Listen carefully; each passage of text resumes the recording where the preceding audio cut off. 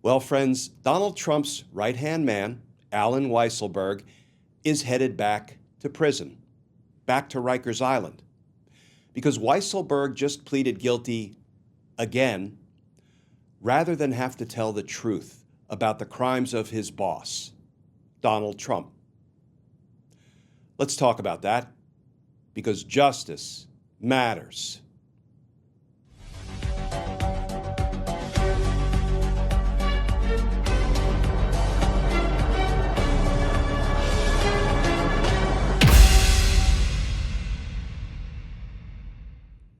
Hey all, Glenn Kirshner here. So friends, Donald Trump's chief financial officer for decades at the Trump Organization, Allen Weisselberg, has again pleaded guilty, and now he's been sentenced to return to Rikers Island to serve a 5-month prison term. Now, this conviction is not to be confused with Weisselberg's earlier felony conviction. He pleaded guilty to being part of a 15-year-long criminal scheme to defraud in the first degree in his capacity as the Trump Organization chief financial officer. And as I say, he is off to Rikers Island again, this time to serve a 5-month sentence. So what's really going on here? Why did Manhattan District Attorney Alvin Bragg choose to prosecute Allen Weisselberg for a second time and send him back to Rikers Island? Well, let's start with the new reporting. This from NBC News. Headline: Ex-Trump CFO Allen Weisselberg sentenced to 5 months for perjury in Trump civil fraud trial. And that article begins, Allen Weisselberg, the former chief financial officer of the Trump Organization, was sentenced Wednesday to 5 months in jail after pleading guilty to 2 counts of perjury last month in his testimony during former President Donald Trump's civil fraud trial. The sentencing matched Manhattan District Attorney Alvin Bragg's recommendation. After Weisselberg's sentence was agreed upon by prosecutors and the defense, Judge Lori Peterson asked him, Weisselberg, whether there was anything he would like to say. He replied, "No, Your Honor," and the judge handed down the sentence. The hearing lasted only about 2 minutes. Weisselberg was accused of committing perjury in a deposition and during testimony in Trump's trial, including allegedly lying when he said in July 2020 that he learned Trump's triplex apartment had been overvalued from a Forbes report. But in reality, Weisselberg knew about it well beforehand, Bragg's office said. Weisselberg received a separate 5-month sentence in a criminal case last year, serving only 100 days, after pleading guilty in 2022 to tax fraud charges in a 15-year scheme involving the Trump Organization's business dealings.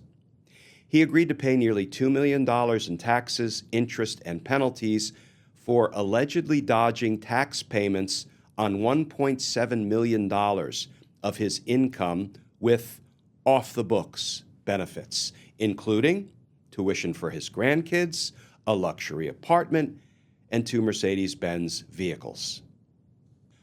Boy, off-the-books tuition for your grandkids, a luxury apartment, multiple Mercedes vehicles. Sure is good to be Donald Trump's chief financial officer. Only the best people. So Allen Weisselberg has now been prosecuted a second time by New York District Attorney Alvin Bragg. Why? Well, first and foremost, because he committed more crimes. I mean, this is pretty mind-boggling that Allen Weisselberg pleaded guilty previously, was sent to Rikers, served time, came out, was called as a witness to testify at Donald Trump's New York fraud trial, and he lied under oath. He committed perjury. He was still willing to commit crimes rather than testify truthfully about the crimes of his boss, Donald Trump.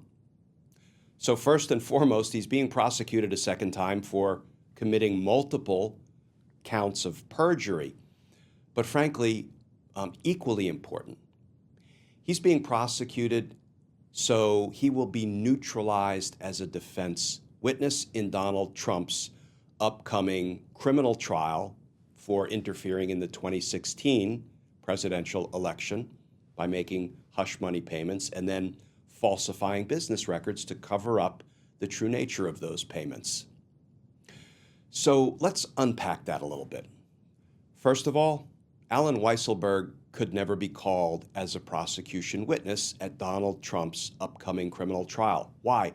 Because he has never agreed to testify truthfully about the crimes of Donald Trump. So there's obviously no way the prosecution could call him as a witness to help prove the crimes of Donald Trump.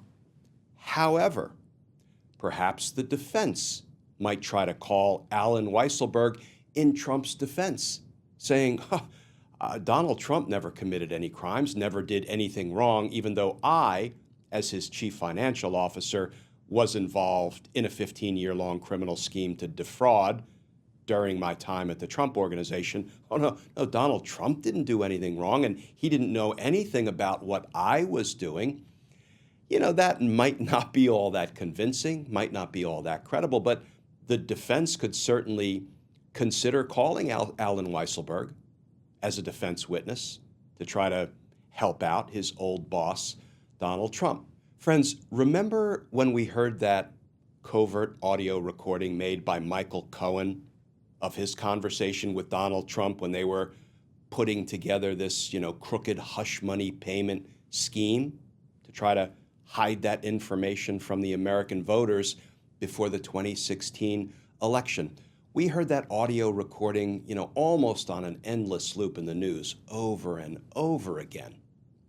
But let's listen to just a little bit of it so we can talk about what Michael Cohen and Donald Trump discussed and why neutralizing Allen Weisselberg as a potential defense witness was pretty important.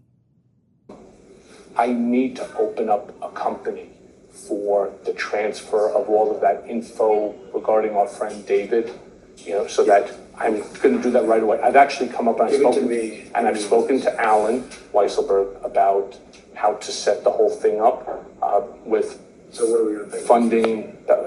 Yes, and it's all the stuff because you never know where that company, you never know where he's going to be. Correct. So I'm all over that. And I spoke to Allen about it when it comes time for the financing, which will be... Listen, what financing? We'll have to pay you. So I'll pay with cash. No. So friends, just to go back and paraphrase some of what we heard in that audio recording, between Michael Cohen and Donald Trump discussing this crooked hush money scheme, Cohen says, well, I need to open up a company to transfer that information, regarding our friend David. You may recall that's David Pecker, head of the National Enquirer, who was engaged in these catch and kill stories, trying to catch, pay for stories that were damaging to Donald Trump and then kill them so they did not become public. So Cohen says, well, I need to set up a company to transfer that information. And I've spoken with Allen Weisselberg about how to set the whole thing up with funding. So what do we know, friends?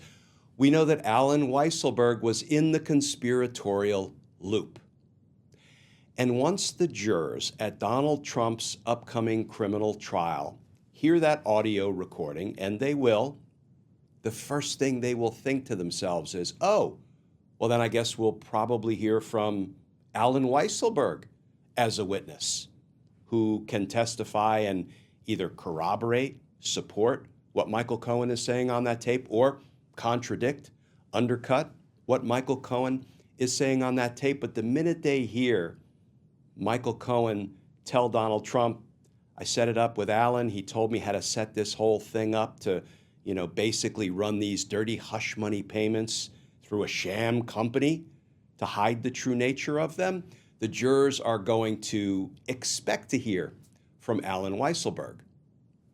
But the thing is, Alan Weisselberg is now a two-time convicted felon, most recently for multiple counts of perjury, lying under oath to, in part, protect Donald Trump.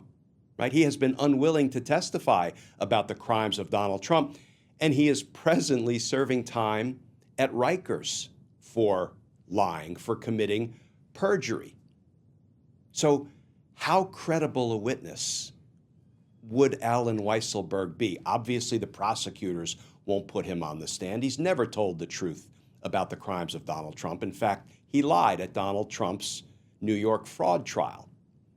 But if the defense tries to put him on the stand, given his criminal resume, given that he's now serving time in Rikers for having committed perjury at Donald Trump's fraud trial, his credibility will be, excuse the saying, but lower than whale shit. This is not a witness who can be presented to a jury and have a jury believe a single word out of Alan Weisselberg's mouth, particularly trying to help out, trying to exonerate Donald Trump. So the prosecution of Alan Weisselberg is something of a twofer on the justice front. First, he's being held accountable for new crimes he's committed, multiple counts of perjury, and two, he's being neutralized as a possible defense witness who could come in and nefariously try to help Donald Trump wiggle out from under the charges. And you know what? A justice twofer is a good thing, because justice matters. Friends, as always, please stay safe, please stay tuned, and I look forward to talking with you all again tomorrow.